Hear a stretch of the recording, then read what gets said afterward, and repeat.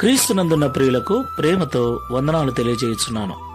ఈరోజు దేవుడు మనకు చేస్తున్న వాగ్దానం ఏమిటనగా కీర్తనల గ్రంథము 116వ కీర్తన 8వ చరణం. మరణము నుండి నా ప్రాణమును, కన్నీళ్లు విడవకుండా నా కన్నులను, జారిపడకుండా నా పాదములను నీవు తప్పించి ఉన్నావు.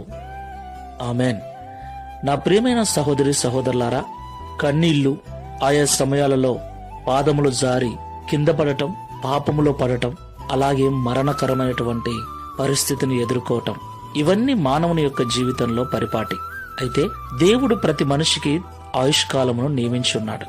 ఆయుష్ తీరేంత వరకు మనము ఈ లోకంలో జీవించాలి. అయితే ఆయుష్కాలం రాకమునిపే మన ప్రాణములు తీయటానికి, లోకములో మనము ఉండకుండా చేయటానికి అనేక రకాల కష్టాలు, అనేక రకాల రోగాలు, అనేక రకాల అపవాది తంత్రములు మన చుట్టూ తిరుగుతూ ఉంటాయి. అలాగే పాపం అనేటువంటి మహమ్మారి బారిన పడి కాలము తీరక మునిపే మనము చనిపోయే విధంగా మన పాదములను ఆయా సమయాలలో అపవాది తొట్టిల్ల చేస్తూ ఉంటాడు.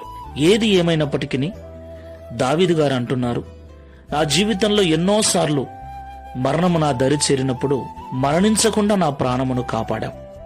కష్టాల మధ్యన, శ్రమల మధ్యన ఏడవకుండా నా కన్నీళ్లను తుడిచివేశావు. పాపములో పడకుండా నా పాదములు తొట్టిల్లకుండా కాపాడావని దావీదు గారు చెబుతున్నారు. దేవునికి మహిమ కలుగును గాక.